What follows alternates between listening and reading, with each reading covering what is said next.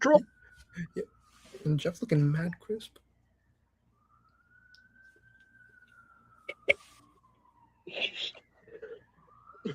Welcome to episode 36 of the Out on Loan podcast. As always, I'm your host, Jeffrey Canova, joined by my lovely co-host here in Richard Chargy and Isaac House. We were just having some fun earlier in the episode, having some banter between friends, you know me.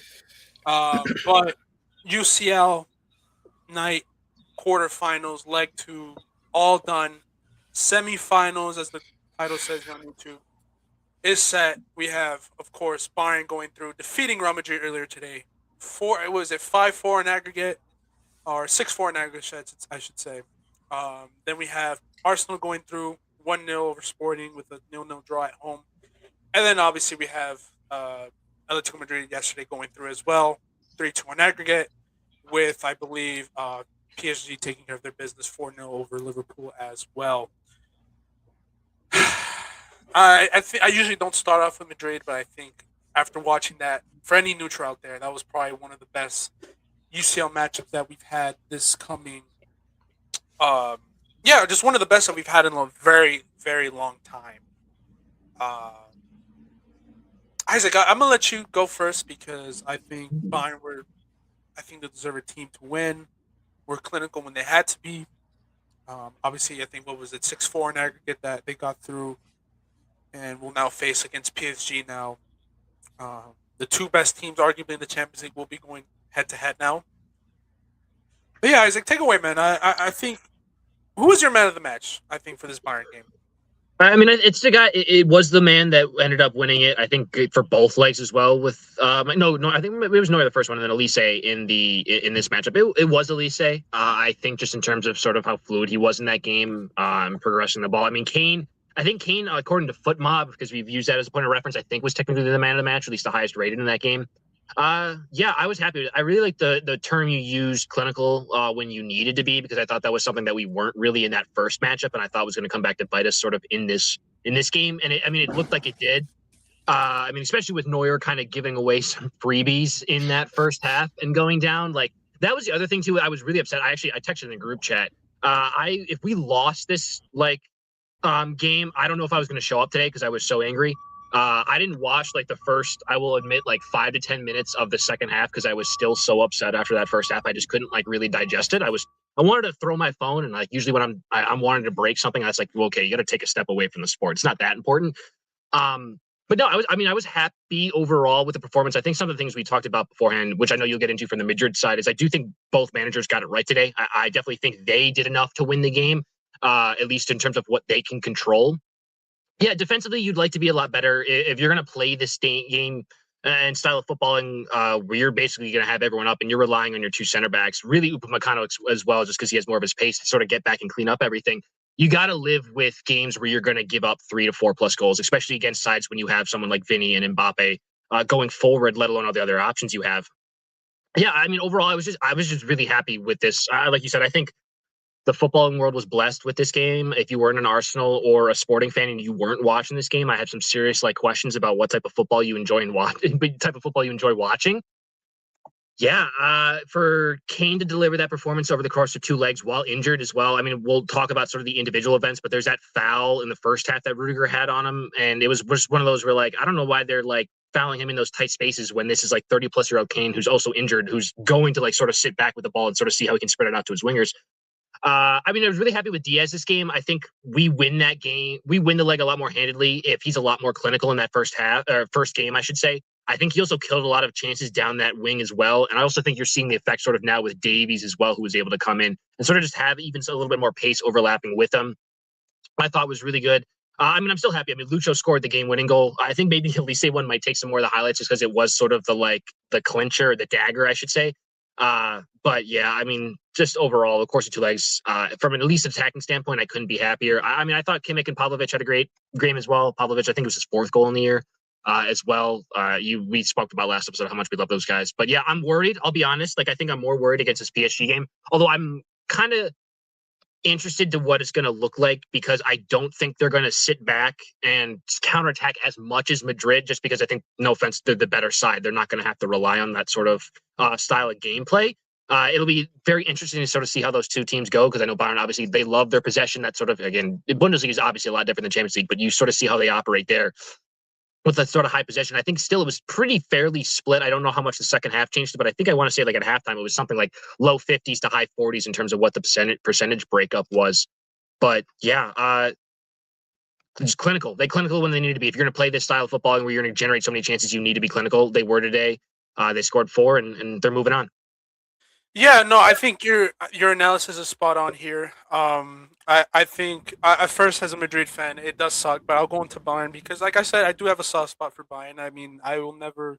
I think I'm rooting for you boys, obviously for Madrid fans' sake. I do not want another team to go back to back in the Champions League. That would suck. That would suck for a lot of our players too, especially like for an Mbappe. I mean, to see his team go back to back in the Champions League, the narratives that are going to come around his name would be awful. More so for the club legacy, not more so the international or how he is as a player, but just more so in the club legacy and the amount of pressure that we'll have coming into next season. Obviously, because he want that to win the Champions League. That's one of the main reasons why he came here. But I think for Bayern, I mean, I think tactically they were just amazing. I was kind of ignorant to really think it's really fitting for me because I think one of the big things I was so confident in was I think we can go at your wingers and I think we can double team them and get them on the counter attack and all this type of things. But what Bayern does really well was how structured they are. Like they're structured. I think that's one of their biggest strengths was they're able to when they hound you because you know Bayern are always going to go into these UCL games. That's the Bayern identity that I think they kind of lost it when they had Pep, but then they kind of brought it back with Flick and all that type of things where they're going to go at you. They're going to be intense. They're going to press at you. That's just the German style, the Bayern way. We're going to go at you with a lot of intensity. But what the one thing that I've seen that they fixed over the last few years is not only just clinical with between all of their front forward lines and they have depth with the pieces coming in, but they're so structured where when they win the ball back, they're in the right spots to win the ball back. And they have the players to do it. You have Leimer, you have Stanisic, you have Davies, you have Upamecano, who I thought was amazing today as well. And the 1v1s that he was going up against Vinny. Yes, he did slip up for the Mbappe goal, but what are you going to do, like you said? Like when you're that high up going against the two fastest wingers and players in the world of football, and when they connect, which was a beautiful goal, by the way, in that counterattack, you're going to concede those type of goals. I just think the way they're structured to just help out Olise in those overlaps is really preventing us from double teaming because that's what I thought we would do, especially on the left hand side. I will give credit to our fullbacks, especially for this game. I thought 1v1 they did really well. I thought Trent had a few moments here and there where like you had Lucho going up against him, but I thought he did really well. Maybe Lucho could have done better. The Mendy matchup against Olise, again, I give credits to Mendy as well. I really wish we had them maybe for that first game. If he was just fully healthy, who knows? Maybe one of those goals doesn't go in because he was just. I thought the way he was standing up against Olise with the strength and his positioning to like almost double cover him from either going into the right hand side or going in to make a finesse. I'm using FIFA terms here, but you know the outside of the. Oh my god, I'm gonna sound like FIFA, but literally those curl shots that those curl shots that a lot of right wingers take. He did really well in that. But it's just the overlaps. I mean, you just saw how much time Leimer would just when he switched to that right hand side in the second half. Yeah. The overlaps that you give and you take and you pressure and you press and you win the ball back with Plavovich in there, with Kimmich, with Davies going in there, with Lucho, with Kane dropping deep, with Musiala coming in to combine. It's just so much. But I was just really proud of Madrid in that sense where we were able to withstand that because it did feel at times, especially during the 60th and the 70th minute, I was like, man, but they're gonna get us. They're gonna get us. But then we had a few moments where we got stops. We got stops. We get it. It's almost like basketball. We got those stops. We got stops on those transitions. We got stops from those 3-point shots. We got stops, especially with Militao, and who was just amazing today from just preventing those over the tops. Jude coming into the midfield to help out was just superb. Like he had a man of the match type of performance. For me, he was the best player in the field today. But we just and we had those moments where I feel like maybe we could have gone at you. Maybe if we just had one moment of magic right there left into that second half, we probably could have gone away with it, or at least taken it to the second half, like all tied and maybe a penalty shootout, and who knows. So I thought we were getting momentum in that sense, where we maybe could have gotten something in for the last 20 minutes and tire you guys out because we were closing you down a lot of times. And that's credit to Arbeloa. I mean, the players that he set up, He did start Kamavinga. He took the risk with Brahim going into the right wing and spot, and he was just amazing on counterattacks too. But I just will say there's still a lot of pieces missing. I think in terms of structure, in terms of counterattack, and the two bozos up top. Just I think could have done better. Just not being clinical. I mean, Vinny had that one miss in the second half where it could have been a different game.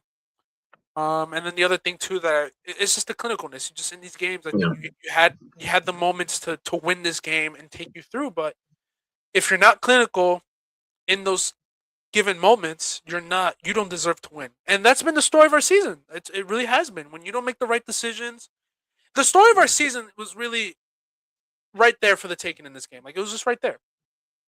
Not being clinical, subs not being on par, the depth lacking, where like maybe you could have brought in another center back to take Rudiger out, decision making, and then injuries. Because besides the lack of clinicalness from our two forwards today, um, you saw the goalkeeping errors. I mean, I don't want to sound like a broken record, but really, like this is why I always say Courtois is the best goalkeeper in the world because he'll keep you in these games so many times through his saves. I mean, the goal today that Bayern scored after we scored our first goal, mind you, Neuer did have a stinger of a game today, especially in that first half. But you saw the goals that we conceded today, like especially that corner kick. I mean, if that was Courtois, we grab that ball and then we survive. We hold on to another 10 to 20 minutes and maybe we get a second goal. You saw in the first leg. I'm still a firm believer that if that was Courtois net, he probably saves that first shot. But it is what it is. That's the Champions League. You're not clinical, and Madrid, they don't deserve anything this season. Trophyless now, very unlikely to win the league now. 2% on poly market to get through. And you know how clinical Barca are in the league. We're not clinical in the league, so um, deserve for Bayern, and we gambled on this season. We gambled, and that's really what I'm hoping the club changes. Is we cannot no longer gamble into going to the Champions League games where let's have a team. Our team is really just structured for Champions League.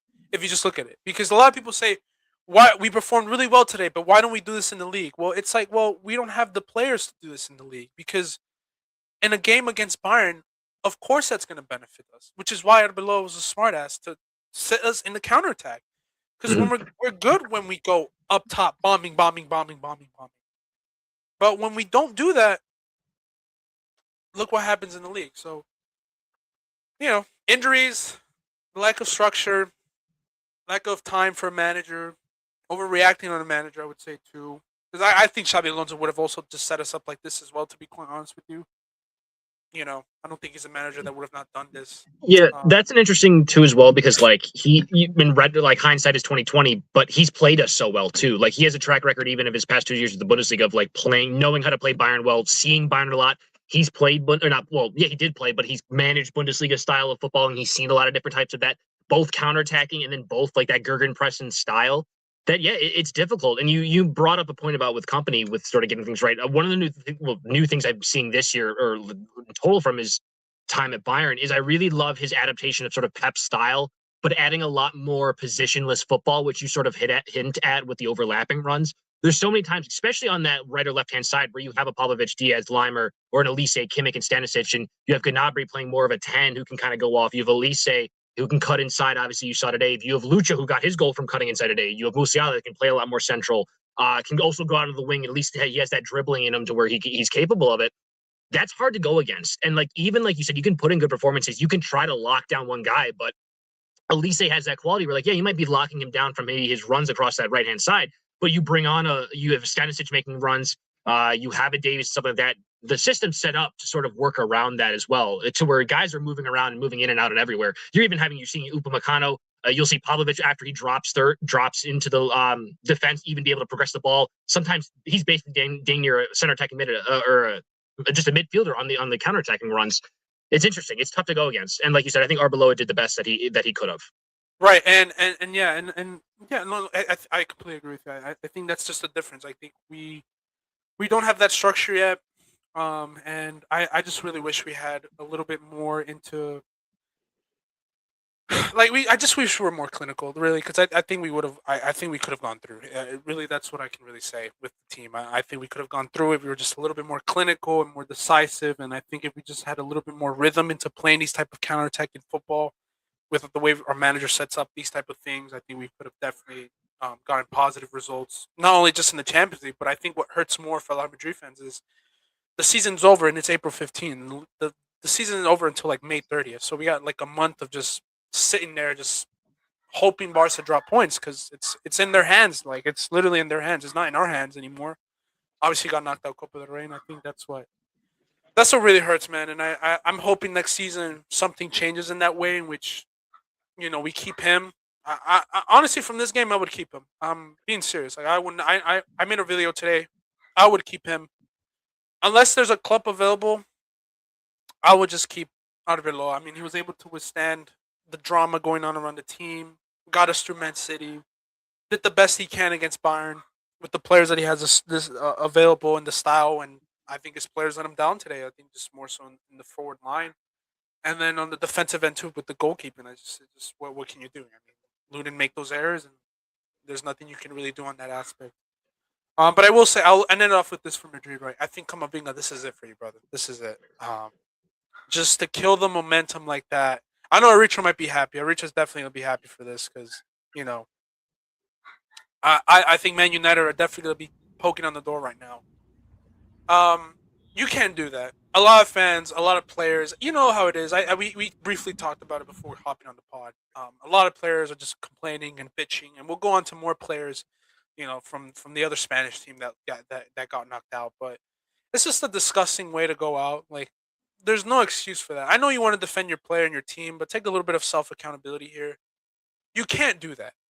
Camavinga, you just can't do that. Mhm. You can't. In this era how yes, you could say it's soft, but again, it's soft, but it's a card. By definition, it's a card. By Yeah. definition, you are wasting time. So you That, can't and do also that. I also just thought that I think it was really the delay of game where he tried to like take the ball and kind of run away with it. That's what like really pissed off the ref, and I was like, all right, that's No, that's what. done. Yeah, Like, that's the one. First of all, you should Yeah. again going back to what Rudiger. Like we talked about the refereeing, right? We got lucky to the fact that we had two of our center backs. Rudiger should have probably gotten the second one with the hard fouls that he was doing on Kane. Again, I don't know why we were fouling the living hell out of Kane. I know Kane is this elite player, but again, from the positions that he was at, he wasn't gonna do much. And to the point where like you just had to foul him so hard like that. You just don't have to do Mhm. that. Why? First of all, the foul. Why are you going in that hard into Kane? You didn't need to do that. You had Militao covering right there. You know Kane's ability to switch the long balls. Go focus on covering that man instead of just trying to foul the living hell out of him. In that zone too, he's in his own area, his own half.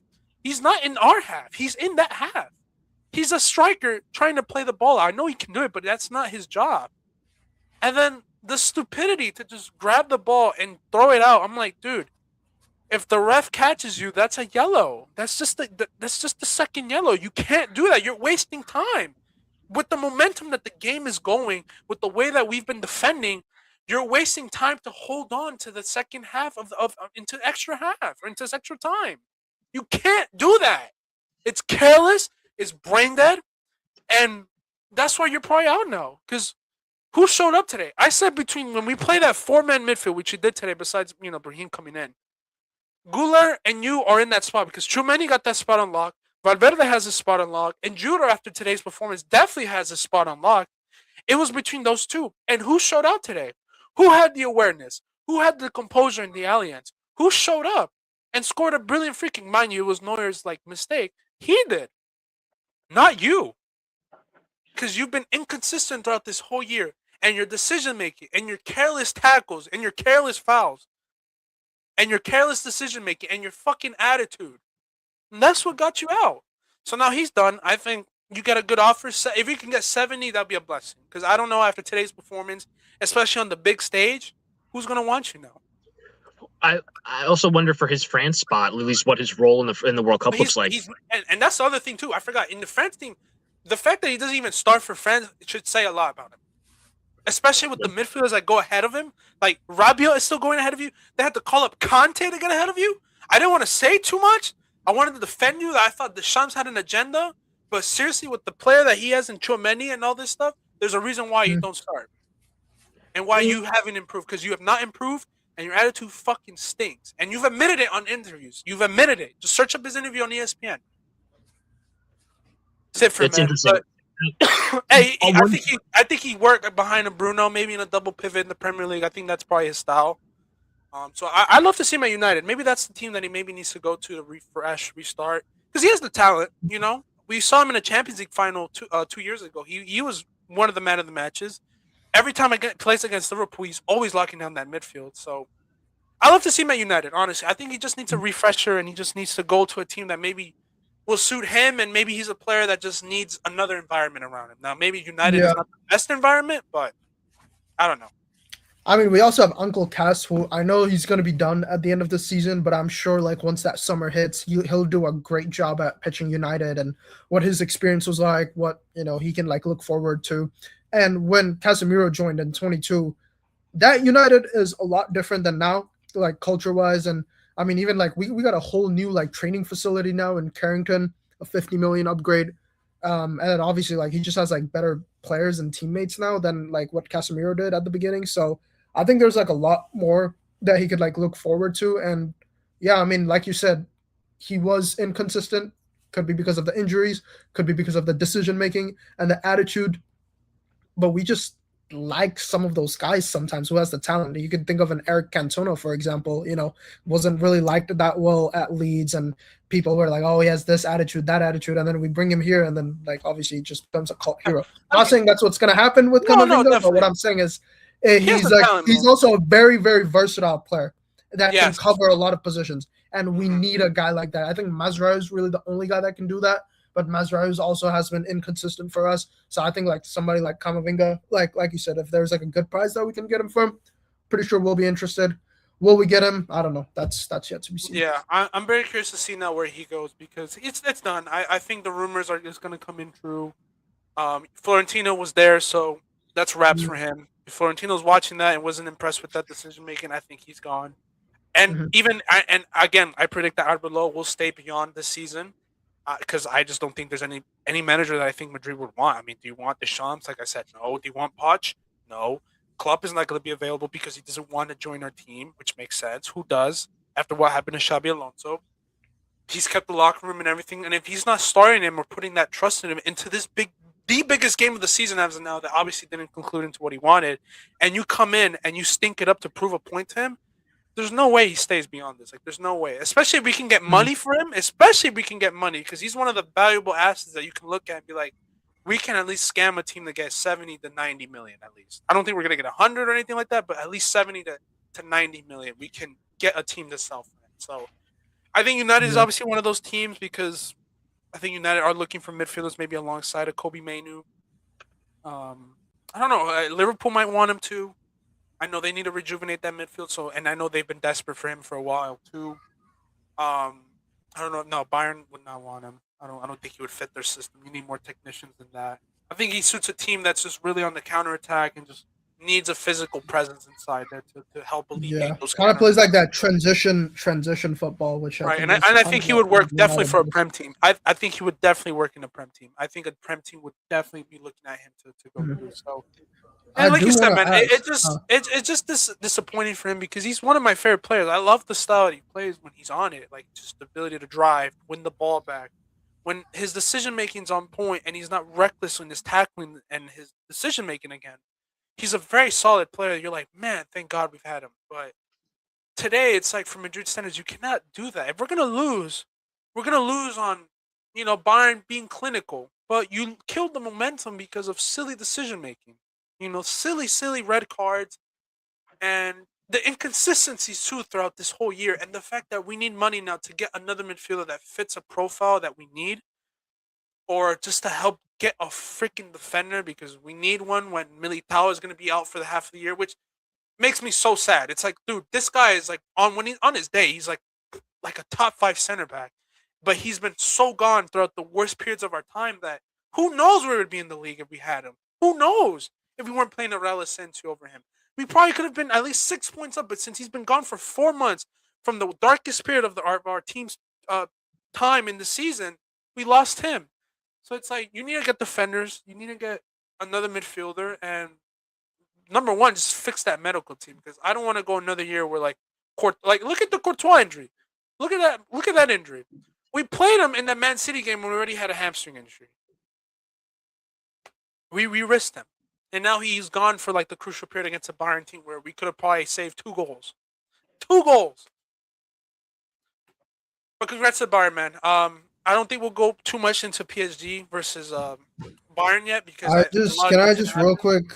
Yeah, Just go wanted ahead. to say, I was like, I don't know what the hell was happening at the end of the game where like Arda got red carded. Like, did you guys find any info there of like what all that fuss was about? I saw Jude was also like on No, him, it was on the just refs. you know how when teams are heated, I think it's happened to I've seen so many teams just get heated at the end of the game where they want to cuss out the ref and they want to Mm. get all their emotions out and just go at a team or blame something. They go at the referees and that's what kind of happened. I think Arda almost physically punched the referee. I think so. It makes sense why he got a direct red card. They said it on the broadcast. I wasn't sure. Like there was no kickoff after that goal as well. I wonder if they were maybe arguing that they should have had like 30 or 40 seconds like after that goal and like more of the extra time. I wonder if it was maybe that, but I also maybe don't think they were really argue that. Oh, I will say this, Jeff. I did because I'm seeing if there was. I was checking my timeline to see if there's anything about that. Your boy Rudiger, from the Mia, which has like a lot of Bayern sort of media news. Joseph Stanisic said that Rudiger insulted him when he was on the ground after he kicked him. The quote was, "I don't need to talk about what happened when I was on the ground. You can ask him, but in my opinion, it's completely unacceptable. Only one word was spoken twice. You can say, ask him yourself. Maybe he's man enough to admit it. I don't want to say anything because I'm not someone who wants bad blood. I don't take it personally. It happens in the heat of the moment, but I don't think it's acceptable." I'm just wondering what he said then. For you to go after post game and be like, I'm not going to repeat it, but he said something and ask him. That's I don't know. I haven't seen anything from that, so thank you for bringing it up. But if he did say something, I'm gonna be honest, I just don't like Rudiger. I think he was very annoying over the course of these 2 legs. I think like a real annoying thing for me. Now, granted, I've been talking a lot about how you robbed us and in the past, and it's more a joke. I'm also not an athlete. I think at the end of the day, when you're on that field and you're playing, it's your responsibility to perform. It's your team's responsibility to perform. When you lose like that, yes, you can talk about certain moments. Yes, there's things you can be upset about. But like, how many chances can you point to? Well, if you were a little better there, maybe that goal doesn't go in. If Lunin was a little better, maybe that goal doesn't go in. I hate it when athletes get out of a game, and the first thing they do is start complaining about referees. You need to look inward on yourself. I don't think that's very mature. I don't think you're very professional, and quite frankly, I think you're a bit of a baby. No, I completely agree. Which is why I always shit on Barcelona whenever they lose. It's like Rafinha came out like yesterday. We'll go into Barca. I think we'll go into Barca next if we're gonna head it. But I'll take a quick little break here. But no, it's just kind of like baby stuff here. It's just I don't know why teams do this a lot. It's like self-reflect. Like why did you lose the game? But no, I'm curious to see what Rudiger did say. I'm gonna look deep into that because Rudiger does have that stigma of just being an asshole. I mean, we do, but like I'm not gonna be like get out my team immediately. I mean, he is kind of washed up and old and doesn't really help out a lot in the team moving forward. But I do like a player that's just a bit of a personality. That's why I kind of like him.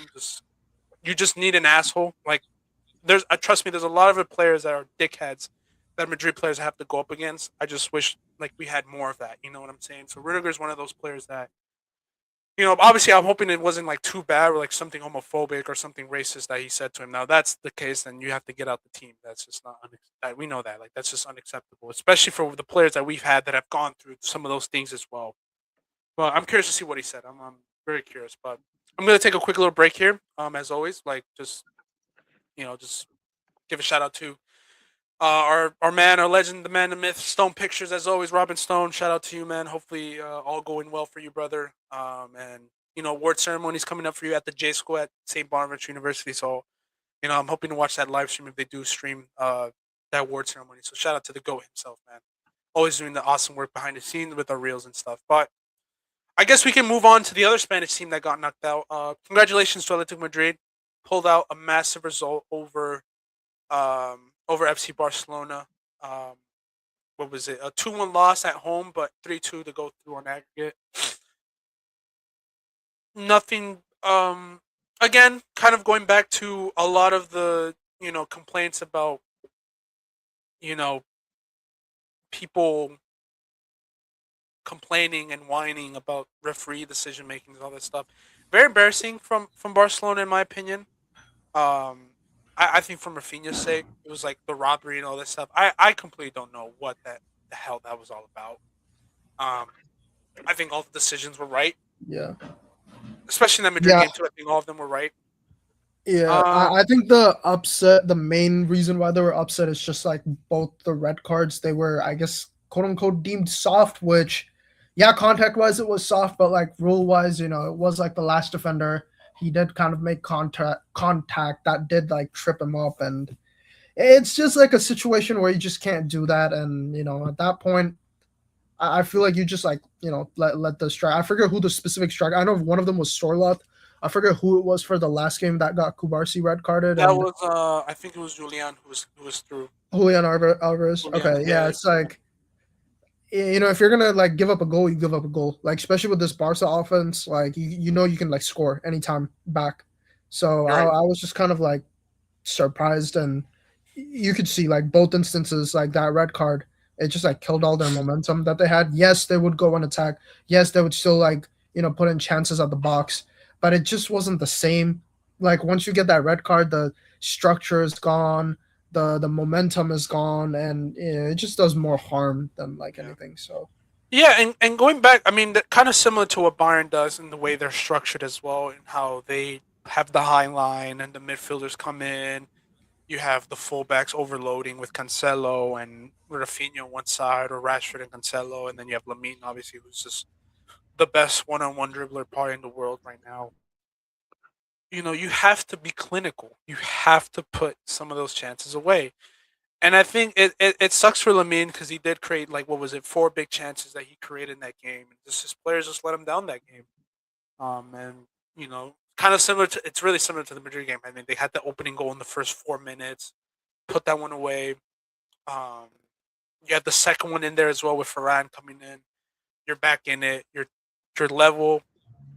You have all the momentum, and we know how Atletico can just sometimes crumble in some of these games. And you had it for the third one, but you missed it. So it just kills the momentum, and you just got to be clinical. And that's the one thing that I've always criticized about this Barca team is like, hey, you need to be clinical in certain moments like this, and have to be efficient when you have the ball. What happened in the what was it? The Lookman goal. Literally bread and butter, what every team does to this Barca team. Switch it to the right flank when you time that pass correctly.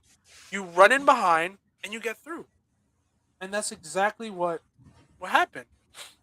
And they're not even worth and when you don't fix that and you let that slide for so many times throughout the season, that's exactly what's going to happen. You're going to concede these chances and you're not going to go through. It's embarrassing the fact that they have gotten no clean sheets this Champions League. That's really embarrassing. Like, I know they play a high line, but it's like, come on now. It gets to the point where like you need to fix up on that aspect. But I don't know where Barca go from here, to be quite honest with you. I think they will be looking to get a new striker. I think they need a new striker because Lewandowski is just old, and I don't think Varane is going to cut it enough. Or you need to get another left winger, or you got to pray that Rafinha doesn't get injured in some of these games. And I hope people see the impact that Rafinha brings to these teams because he presses, but then he's so clinical in those final thirds. Like, literally, like, look at the goals that he scored against us. Headers. You have left foot, right foot, curlers from the outside of the box, the runs in behinds, the cutbacks. Like, when you lose a player like that for Fermin Lopez, who just doesn't cut it enough, in my opinion, from the left-hand side, you're going to lose. And when you don't put your chances away, you deserve to lose. Like, that's why I say for Madrid, you deserve to lose because you didn't execute the plan. For Barca, you can have the ball, you can do all these type of things, but when you make stupid decision makings like pulling the player down, when you're losing the ball in the midfield that led to the goal and the red card, and you're not putting your chances away, you don't deserve to win. And that's what it's been for the last 11 years for this team. So Flick needs to figure something out. I think the board needs to figure something out with getting some attackers and, and they really missed De Jong too. I think that's the other thing. They really missed a Frankie De Jong. But any other takeaways from that Barca game? I don't know if you want to. I mean, one of the takeaways I have, more like a comedic takeaway because it's more just like a trend with like any like controversial moments happen, especially in football, but now with like replays and all this camera work. I hate when people think if you slow down a clip like online that like answers your questions like that. There's so many other things that go on into it with like these referee decisions to where like it's not just simple to where you can cut out this clip, slow it down, and like, oh, well, from this angle, it only you see Sorloth tripped on his whatever. You see it from a completely different angle, and you see Garcia like actually nudge him and make like it's just like stuff like that where like it's not just Barca fans. I don't mean it in just that. It was just another example. Can we stop being like referees and our own VAR people? I know we can. I think we can be to a certain degree to where we can be upset and be like, oh, well, I think that should be a penalty. But like the lengths that people take it to with like especially like robbery and all that sort of stuff, like get over yourself. It happens. Or also, I think more than not, the ref just makes the right call. I know we talk a lot about wrong decisions from referees. I just say maybe statistically they get them right more than they get them wrong. It's the reason they're referees. It's the reason they're professionals. And I think maybe we need to realize that we're not referees. We can't break down the game like that. There's a reason you're sitting on your couch watching the game and not dressed up on the sidelines refereeing that game. Right. And I will say about referees, right? I know there's some referees that are like just complete douches and they think they own the whole world. I think this referee from the Bayern Madrid game, he is one of them. Like he just has like that type of attitude. But again, I don't believe in this whole corrupt and everything. It's just sometimes the referees, again, they're like players. They just make silly mistakes. You know, like we can criticize them all they want. And to a certain degree, they need to be egos because they are the supreme authority on the pitch. They are the ones that are carrying out those rules. You can't be talking to them like they're inferior. Oh, definitely agree. And they kind of control the flow of the game because if you have players that are going out of their way, just fighting and stuff, you're going to lose the beauty of it. You're going to have to pull out red cards and you're just going to see hard fouls. And what is it going to be, the Argentinian league where everyone's just punching for like where everyone's going to be punching and fighting and then we're just going to have shitty football to watch? Like, no, I don't want to see that. I want to see some good, like, tactical play. Yeah, maybe we can have a few ruffles and truffles here and there, but, like, again, they have to kind of put their authority, so I don't blame them a lot in that aspect. But I will say about the two Spanish teams that got knocked out, you guys need to just shut up, bro. Like, I'm tired. Like, I've been watching this sport for, like, I know there's people that watched this for, like, 30 years and all this stuff. I can't even imagine how they're doing it. Maybe that's why they sometimes like criticize our game because it gets so soft. It gets so embarrassing when I'm seeing, oh, robbery from Rafinha. Rafinha's coming out. Oh, it's a robbery. It's a disgrace. We lost because it's a robbery. Like, take some damn self accountability. I have below. I saw his thing where it's like, that's not a red. That will never be called a red or anything like that. Well, like, just stop complaining about the refs. Like, you lost. Give credit to Bayern. Self-reflect. Look on for next season what you need to do and tell your damn player not to do that because you should know at this point you should not be making these stupid mistakes. Camavinga, Eric Garcia, Pau Cubarsí, Ronald Araujo, who else? Pedri, don't lose the ball in the midfield. How about you do that? Instead of saying, oh, it's a robbery, it's this, it's that. Robbery what? It just shows you're soft, you're weak, and you don't deserve to win because you're complaining about what? You're complaining about what? About what? Yeah. About robbery? When you could have probably put the game to bed after like, what, 5 to 6 minutes into it? What are you complaining about? The lack of self-awareness of some of these teams in Spain are just really frustrating me. Because it's like, you shouldn't be complaining about refs. You're the two biggest teams. Your captains and your leaders should not be going after a game complaining about the referees. They should stop doing that. Stop. Do it after, potentially. Reflect after, maybe, but just stop. There's also ways to do it. Like, if you go after like a post game and you're like, yeah, I think some of the referee decisions were questionable, but, you know, at the end of the day, or point to other chances that you missed on, like, we can be better. We need to be better to get the result. We can't just – that's fine. I fully respect that. Because, yeah, sometimes refs – I know this is funny after what I just said. Sometimes refs are going to make mistakes from time to time. Refs are not perfect 100% of the time. I think they are right most of the time, but that's regardless. I just talked about that. You can take it on the chin. I will respect you as a man, as a woman, as a human being, if you're just able to go through that level of adversity, maybe rightfully so get robbed and be like, you know what? But the next game, but like next time this won't happen. I will reflect to see how I can be better. I will reflect to see how the team can be better. Like you can complain. There's just ways to do it. And also I'll say it. It's really hard to feel bad for millionaires at the end of the day. You're playing a game that we all want to play. You're playing an all game we would all love to play. You guys are probably never going to have to work a day in your life as long as you know how to manage your money. I'm sorry. I don't care. There's people that don't know how to put food on their plate for their children or their families or for themselves. They robbed me, man. They robbed me. They robbed Right? me of having a good day.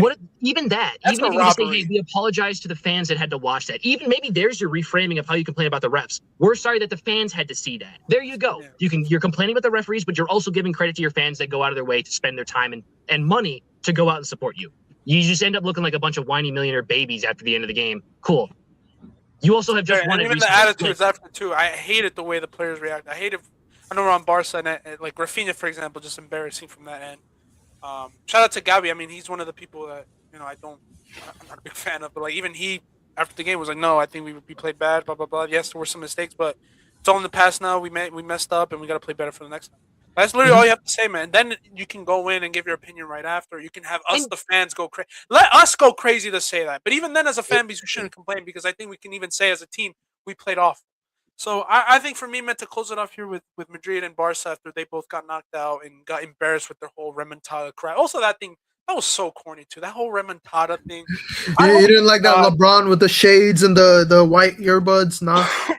corny people. Shout out to LeBron though. That's the impact of LeBron. American athletes, man. That's their impact. Shout out to LeBron, but I mean, you didn't like Lamin's Instagram profile pic with the Larry O'Brien trophy. I mean, cool. That's cool. I mean, he's a player. He's a maverick that will try to do this, but when it goes wrong, it's just know it's gonna bite you in the ass. Just letting you know. And again, like I said about Arsenal and Arteta, when you make the game so emotional like this, you're gonna lose focus on what the big goal is, which is the damn game. Maybe Lamine could have done better here and there if he just wasn't focused on some things. Maybe Vinny could have done better if he was focused on other things than this and that. But it is what it is. Just be more self-reflective. Stop whining like little bitches. Go out and do better. Be clinical. How about that? Because at the end of the day, if you're losing, you cannot allow a game to the point where a referee decision is the reason why you're winning or you're losing. There's no way, especially for the elite teams that are in this competition. There's no way in hell that should be happening. No way. Which is why it's embarrassing to the fact that you're going trophyless. And people are like, oh, well, you're a Madrid fan. Like, you've gone, like, sure, in that aspect, fair enough. I'm like, dude, but look at the team that we have. We shouldn't be going trophyless. I at least expect a Copa del Rey, at least a league title at this point. The fact that we're going 2 seasons in a row with Mbappe, with Vinny, with Jude, with Xabi Alonso at the beginning of the year, with all these new signings, with Trent, with Militao, with Rudiger, with quote-unquote Camavinga, with Arda Güler, with the fucking fan base out there. How the hell is it that we're going 2 seasons in a row and here we are complaining about the referees? Embarrassing. Same thing for Barca too. You have the best academy in the world. You have the best player in the world. You have the best midfielders in the world. You have quote-unquote the best defense, the best fucking manager, the best goalkeeper in the world. How is it that you're complaining about a referee and you went and blew at the Wanda Metropolitano? No, I'm sorry. You didn't blow at the Wanda. You blew it at home. At home you blew it because you lost 2-0.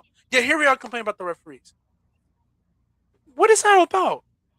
You're laying a referee decision? It's a joke, man. Joke. You don't deserve to go through. None of these 2 teams deserve anything. And I'm happy that they lost because these 2 whining little shithead teams don't deserve it. They don't freaking deserve it. You lost to a better team that were clinical and efficient and locked in and game in with their game plan.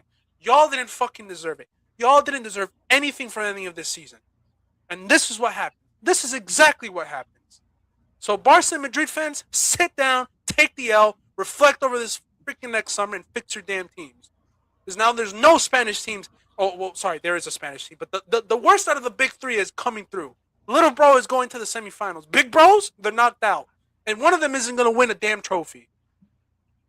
Take that. So is that your silver lining of this week? Yes, silver lining. But before we go on to the other 2 games, the other 2 Premier League games, as always, please, to all of our listeners out there, subscribe and follow us on YouTube, Instagram, TikTok, all the fun stuff, all our content, all our reels out there. Probably from this rant that I just had, we're probably, going to see all that fun stuff. But probably about to clip like 3 different times.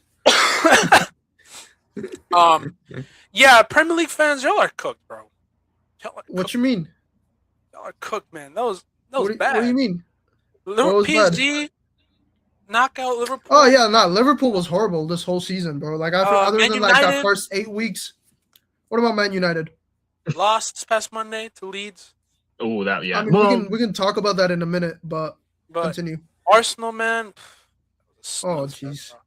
I feel like I think Isaac said earlier. I feel bad for anybody who was who was watching it, man. Whoever watched that as a neutral, Watch that as an by Arsenal choice. fan. If you watch it as a neutral, bro, like you should not watch. Which I like. Come on, I don't think there was anybody that was actually watching it. But no way, right? Unless Maybe you're a dual screen. Maybe you got both at the same time. Yeah, like I did a dual screen, but my big screen was the Madrid Bayern game, and I Okay, think right. 95% of the Right, time, like, my eyes was glued on come that. on, who's gonna go out and like this is? I hope that game, the Bayern Madrid game, that is a European classic. I think that solidified it, right? Like, there's no other big Oh, match. 100%. Like Yeah. the dramas, the game winners, the penalty shootouts. Like now we go back the referee like controversies that we always go through as well. And then just the fact that you got your payback, you know, the fact that the Luis Diaz and the Lisa game winners in the 90th minutes, like that was deserved too. But for Arsenal, man, I don't know what the hell that was, man. You guys never put out anything. Jesus, bro, 1-0 aggregate. Dog. I didn't even see the game. You guys. I don't think any. I think I don't know, Richard. If you have anything to say about it, just kind of bland and flat as we kind of expect Arsenal to be. Yeah, I mean, same thing. Just like, yeah, you progress up the ball, you create some chances here and there, but it's like half chances, and the way the ball gets taken out of you, and also the misplaced passes that Zubimendi was doing. I think like I couldn't even count it with both my hands, bro. The amount of times he misplaced passes that Sporting could have very easily like taken advantage. But again, at the end of the day, Sporting also weren't clinical, or one of like a Saliba or Gabriel was just there to like cover last second. And I mean, like even one of their shots, dude, it hit the post. I thought that was 100% going in when that guy. Oh yeah, I think I saw the goalpost. Yeah, and I thought like, oh, like there you go. That's the top. No, bro, it hits the freaking goalpost. So I thought like to some extent like Sporting was unlucky too. But I mean, they played well, honestly. Like with their circumstances and everything, this team that you have to play against with that good of a defense, like I think they just did well. They were just unlucky. Yeah, they were just like unlucky with like not being able to score. Maybe there could have been some that could have been, you know, some good quality here and there, but. Oh man, Arsenal, you're gonna have to do a lot better if you're gonna want to get past Atletico, because this Atletico just showed us like they can play. That team. It's lethal. Man. It's lethal. They're great definitely. Attacking. You know, you got Griezmann, you got freaking Lookman, and obviously like Sorloth coming off the bench. But at the same time, like defensively, they're pretty solid too. You just can't win this game against this team just off defense. You're gonna have to put some more effort on offense. You're gonna have to like do better with the link ups, the connections, and you know, rather than just relying on the corners and free kicks. Right. Go ahead, Jeff. No, you're going Haramball v. Haramball. You're fighting. Exactly. You're facing the CEO of Haramball. Like this isn't gonna work like you think it is. No, I'm just very curious to see which team is gonna sit deep and which is the other one that's gonna like. I think it'd be Arsenal. I think Arsenal will be the one that will try to Haramball this year. But if you get the Atletico, yeah, I was just gonna say if you get the Atletico from 5-10 years ago, bro, it might as well all 11 players on each side and the ball just in the center. Whoever wants to come get the ball, come get the ball. Send your strikers, bro. I think there will be goals. I think there will be goals. I think look, as much as I've said a lot of times, this Atlético Madrid team, shout out to them, bro. They've been absolutely class at the start of this year. They've been great. The Lookman signing, like I said, that Lookman signing is so massive. We said about Griezmann how big this win is for him, and the fact that he can probably take him to another final. That'll be his second. And you know how much Griezmann can turn up in the big game as well. I mean, he won the Europa League final for them. Are we getting a Fortnite dance if he scores? What'd you say? Are we getting a Fortnite dance if he scores, or are we way too past that now? Nah, I think we were like he's mature now. I don't even think he does his little Fortnite dance too much. He's got though. I'd love to see a game winner versus Arsenal. We're in like a TPL. No. You will see the banters on Twitter though. He has been on Twitter and Instagram throwing shade. I know he did that to Barca, so maybe he might do it to Barca. Yeah, with like the shades and everything. Shout out to this comment right here. We got shout out to my boy Sebas right here. He's like, the UCL is lucky the LA Galaxy can't compete in the tournament. Honestly, bro, LA Galaxy would probably do up a better fight and like entertainment than Arsenal. I'm not even gonna lie, bro. Give me LA Galaxy. I'd agree. NYFC. We agree. I don't know, man, but shout out to you, Sebas. But yeah, I think that game, like, look, this Atlético Madrid team, they're not as the Atlético Madrid teams of the past where they're just so like defensively in lock and they're gonna clamp you down. that team can be very open, as we saw in that Barca game, especially if you're on it. Now, I know it is Barca, and the Barca team will consistently open you up and this and that. But even we were able to break them up. We scored 3 past that team. So they're very susceptible in defense. I think as an Arsenal team that can press and attack, especially if they're in it with their pressing, I think you can go at them and get some goals through turnovers and stuff like that. Which is how they beat them in that first game in the group stage. You pressed at them, you got them, and when you hit them on the break, you're clinical in that aspect. Because I don't think Atletico are really built really well to just hit you on the counter attack. Literally, these two teams are going to go back and forth, just spells of like we're going to have the possession, then we're going to counter attack. We're going to have the possession. So that's what I'm going to see. It's just who's going to be more clinical. So I don't know. I don't think it's going to be that bad. I'm going to be interested. That's for sure. How do you think this changes Arsenal's sort of like maybe decision making ahead of this game versus City? Like, do you think the lineup is now changing as a result, knowing you have to play? Yeah. And then you're still in that race, but now you like this. We've been saying this game is kind of your season right now, regardless like of what happens in the Champions League. Now you obviously still have the chance for double. Like that man management is gonna, I don't know. And like when you have Henry after the game, like happy with the performance, but talking about like you have kind of not taking shots, but talking about Arteta with like you talked about that fire, you talked about that energy. He's like, I didn't see it in this game. He's like, I want to see that.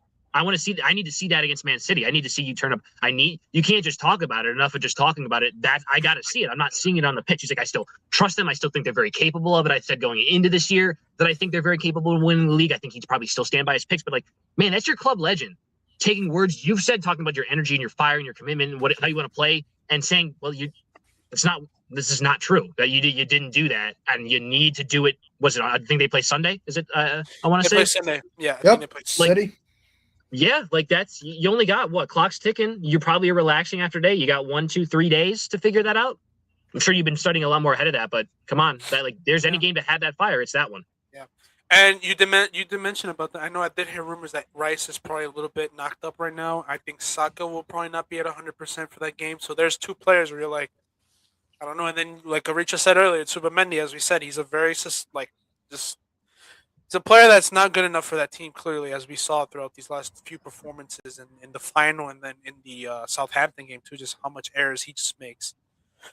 So I really don't know how Arsenal are going to approach because and Terry Henry is completely right, man. I think they got the job done. They're in the semifinals. You had to do that. They got the job done. But now this whole fire again.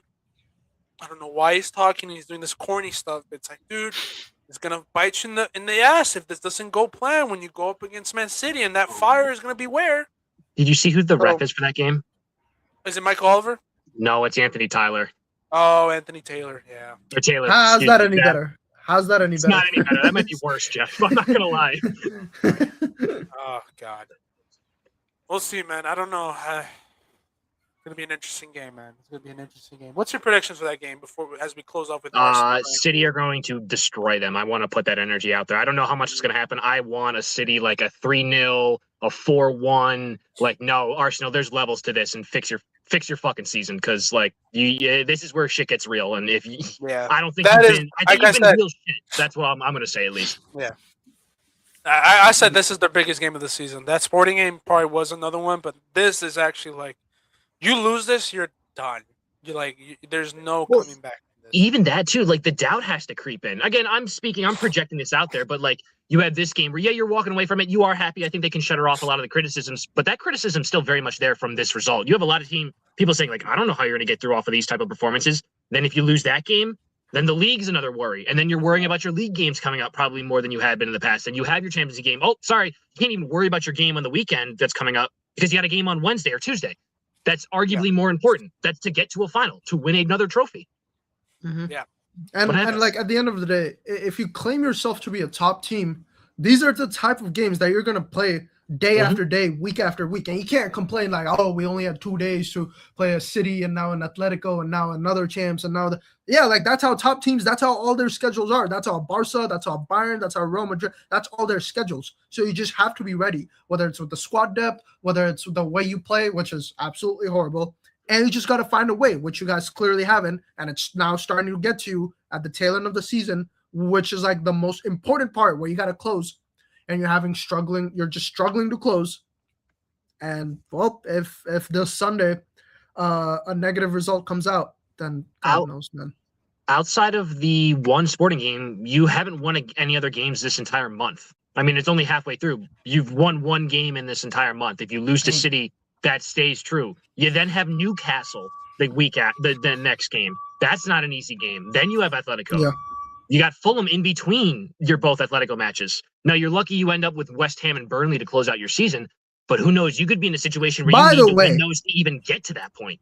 Yes, and I will say, okay, maybe Burnley, that could be a win that they can get. West Ham, though, since they're sort of in that relegation zone, oh my God, yeah, they've been playing some really good football, and they have been in a great form. So, like, I won't be surprised if West Ham gets a point or even 3 points, depending on, like, what happens in 3 weeks with, like, how Tottenham plays and Leeds play, whatever. Like, that's yet to be seen. But, yeah, I mean, like, all the remaining 7 or 8 games that you have, or even more, depending on how the Atletico series, it's all must wins. Like all of these are like the next important games. It's not just the City game; it's all of them.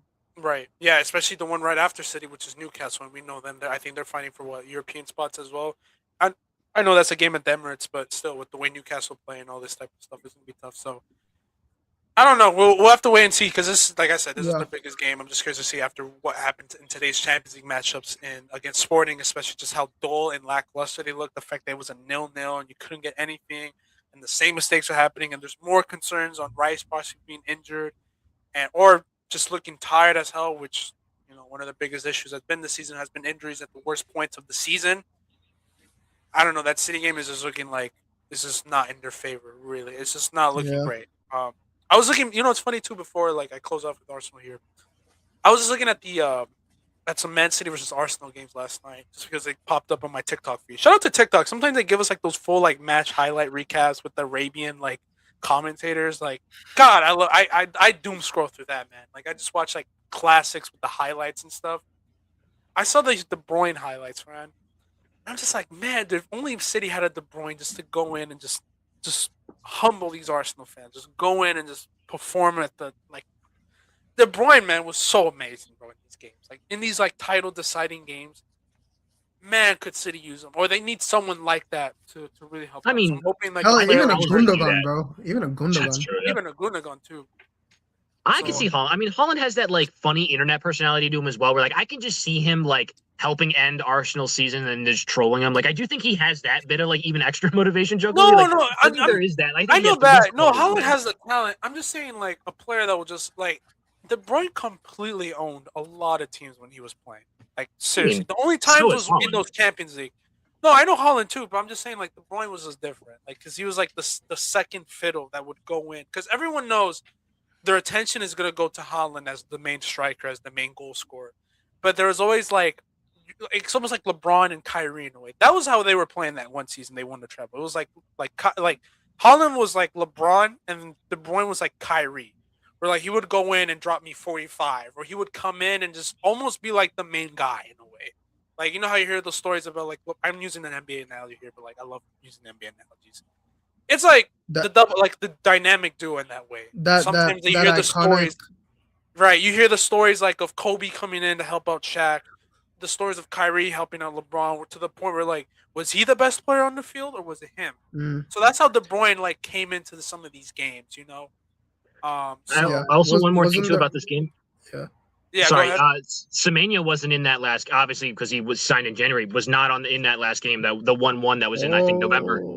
That's a whole nother worry that they have to worry about. Now they have to worry about an even more clinical winger as well. So Haaland still scores in the game. I do say with Arsenal's defense, they do have the capabilities to shut down Haaland. I do believe they've even done that in the past. Yeah. But now you got another clinical winger that you got to worry about on top of Doku. On top of, I also want to double check. I don't know if he came in that game. No, he didn't even come in that game. Cherky didn't play in that game either. Yeah, Cherky has a 10. He wasn't even. Dude, he was. It was gonna go to my De Bruyne point. Was I'm looking at him. I'm looking at Cherky in this game to really just open up that defense because he was the signing where I looked at him like, dude, that is exactly the maverick that they need because he can be that type of player to come into these big games and open up a defense like that through his line breaking ability, his one-touch combinations, his flicks, his tricks, his ability to go one-on-ones as well, his shooting, his clinicalness, his so everything about Cherky just screams like this is the De Bruyne replacement that you can get.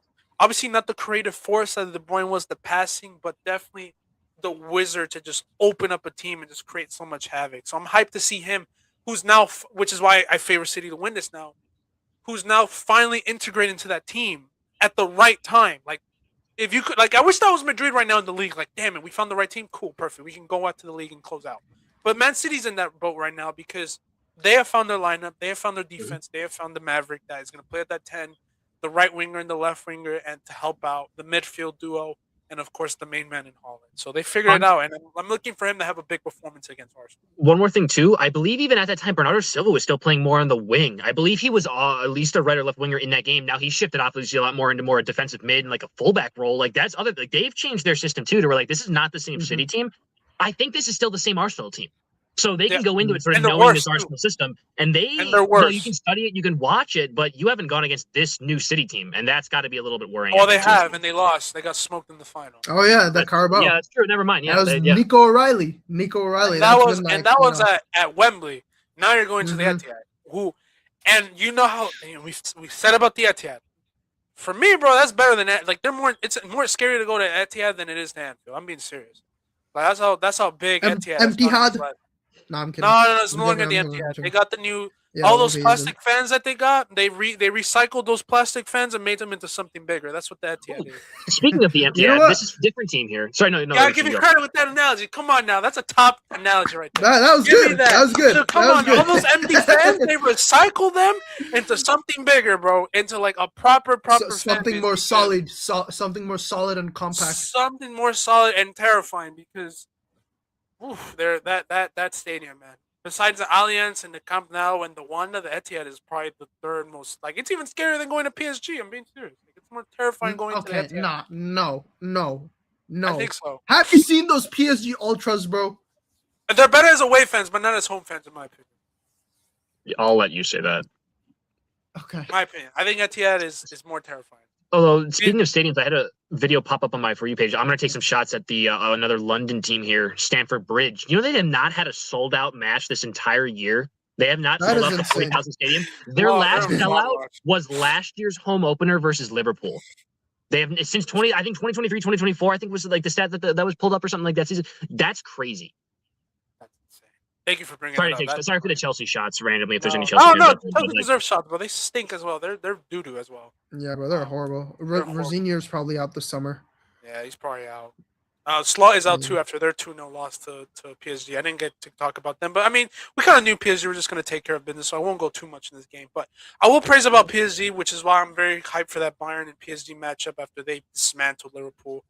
Just how clinical PSG are. I mean, Dembélé, shout out to him, man. I mean, I've praised him for the Ballon d'Or and all these type of things, and I don't know if he'll start for France. I don't know. He probably will, but like it just sucks that he's probably going to be playing in a position that is probably not best for him. But in that false nine role that he's been with PSG since he's gotten there, since Mbappe really left and took the mantle as being the main man for that team, he's just been amazing. I mean, look at those goals that he scored against PSG. The shot from outside the box.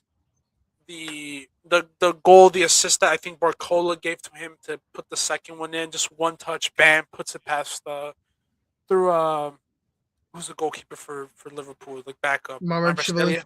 The Georgian, man. Nah, man, Dembele's a fucking baller, man. That dude is different, man. I wish Vinny can take that level. I hope Vinny can learn from Dembele and just take that next level to his game like him. Clinical, efficient, both feet, but also just the way he drifts as a false nine in a way where like he can just move around the zones and just being able to be efficient wherever he is. Dembele, man, perfect player, bro. He's like someone said, he's mastered the game now. He's reached he's in his prime. He's mastered the game. His link up, his hold up, his ability to run in behind, his ability to put the ball in with both feet, his penalties, him as a leader as well. The fact that he's versatile too. Dembele, man, shout out to you, bro. And that's going to be a person that Bayern are definitely going to have to watch out for. Because if Vinny and Mbappe are not being clinical, I know for a fact he will be. Because he's just been in that tear for the last 2 years. He has more goals scored at Anfield than Isak has this entire year, I'm fairly certain. So at least in the league he has. So, yeah, that's an unfortunate injury for Ekitike, too. Oh, my. I was going to talk about that next. You see, it was also Achilles tendon as well, 8 to 9 months. I'm not going to say career over. But I think he's really done it at top football. That's a really tough injury to come back from. Like, that's... Yeah, man. Not even ACL, like torn tendon. That's yeah. Awful, man. It sucks. A lot of players don't come back from that, and it sucks too because it really sucks for France too because I think he was the one that was really gonna bring the balance to that French team too. Like he's the guy that can help unlock everything for an Mbappe, for a Cherki, for a Dembele, for who else is on that team? Just for Olise. everyone to cook. And Elise too. And Elise, I forgot about Elise. Like that's a player that you need to link up everything because he brings the height, the running behind, the hold up, the combination. That sucks for France. That really does suck, and I think that's a big blow than what people are not making. I know that's more for Liverpool's future and his career, but I think more so. I think for the French team in the World Cup for years to come too. I think that just sucks, man. He's the player that they needed. I think where I would have been so confident for them to win this World Cup, but I think with him out, I'm not that much confident anymore in this France. I really don't. They just don't have the balance, and I think he was the player to bring that in. So I hope he recovers well. I hope they give him the right treatment. Better go with Luka Doncic and just go to Spain and recover the cells, whatever it can be, to fix that. Honestly, I know that's probably my third NBA reference today. We had the LeBron picture. You had I had a lot of references today. I had the FIFA references with that little recycling, with finesse shot, the recycle, the NBA thing, and all this type of things. Yeah, were you cooking? Yeah, man. Oh, shout out to Miguel as well. Shout out to my boy right here. He said brother should have gone to Germany. Yeah, go to Germany, bro. That's definitely where you want to go. Get that foot doctor that LeBron used. There you go. Yeah, I know he needs that foot doctor, bro. He's gonna need go train with them, bro. Go train with them. Oh yeah, what they did. Yeah, this is for you, Isaac. My boy mentioned it as well. What they did to Musial and Davies, man. They came back. The comeback fast. Oh, well, that even too, like what was it? Alaba, who I think during his torn ACL with all of your stuff, like would still go back to our doctors for treatment. Because I do think with like specific stuff, we have some of the best doctors in the world when it comes to Achilles and all that sort of stuff. So yeah, they do very much so. See, look at what America's doing, man. We can't even trust our American doctors here. We have to go to Germany and Spain to fix that. No, man. I think if I'm Madrid, man, I'm getting your medical team. I'm getting all of them. I need all of them. I'm stealing your. Fuck Elise, fuck all of them. I want your medical team to help fix out everything. I'm sending this image. That'll be the biggest signing. Both of you guys on Instagram. It's Kimpembe's torn tendon, like the scar from his torn tendon. Maybe I don't know. You might want to use it for one of like the maybe the video if we end up doing something with Ekatike on it. But like it's a very serious scar, very serious issue. Like even just the healing process. It's no joke. No, it's no joke. So it's like I don't know, man. He's gonna have to get the best doctors in the world, but. We're going to close off the show here with, I think, one more, just a little bit of Premier League predictions before we end off here. Obviously, we already did our predictions for Man City versus Arsenal. I'm going to reach real quick before we end off. Man United and Chelsea. I know United didn't get a positive result against Leeds. Referee decisions as well, but I imagine you're not going to be out here after we've rambled about referees and stuff. You're not going to be out here saying you got robbed or anything. It was a joke. We got robbed. We got robbed, man. We got robbed, bro. Get out I was thinking about that. I was like, damn, bro, we're having this conversation where I'm like, damn, bro. I was thinking about it too. I was like, I don't want to say that, but like, I was like, back-to-back games, we kind of got cooked. I'm not gonna lie. Like, I don't like make those comments either. I really dislike it, but bro, when it happens, you just gotta call it out, bro. Yeah, no, it was. I think it is ridiculous. The fact I think the first goal that Leeds scored, I think that is a foul on Lenny. But yeah, bro. Again, that's what I'm saying. It's like, I think you should have been more clinical. And what I'm saying is, it's just like, bro, like keep it consistent with what you call, like whether like it is a foul or it is not a foul. Like just keep it consistent for both sides, which I feel like it's been lacking against us, like in both games. But anyways, all that to say, Man United, Chelsea, Saturday. I feel good about the game. Please. Huh? You got to beat this Chelsea team. There's no other way. No, I agree. I was gonna say I'm not gonna give like a proper score prediction or whatever, but I will say that I do like our chances. I feel like we did have like a couple rocky starts here and there, but given we also just had that Leeds game, we're finally out and playing football. We should be better. We should be sharper. We should be able to beat this Chelsea team, and we got to do it for the sake of Subject 49 as well. So yeah, just go out there, play your good football. Fuck Subject. No, it's the I just love 49. how United fans keep on calling Subject 49. Like that's bro. Like I didn't even know it was a thing until like halfway through. I was like, you know what? I like that. So I'm gonna just have you seen this prick starting to remove his Chelsea stuff from his social and starting to retweet about Man United stuff and being like, yeah, man, I regret how I acted and I like really like my time there. This stay on that I'm side, like, bro. Get out, bro. Get out of here, stay bro. at London, See, bro. Stay at London. that's how you banter a player. Hey, yo, all you Liverpool fans, bro, I'm so sick and tired of you. Like, I know we were on the show earlier, me and Isaac. Fuck all of you, bro. Excuse my language and my French too, in honor of Ekatike. But dude, fuck all of you, man. I can't stand when they start picking on us because of Trent.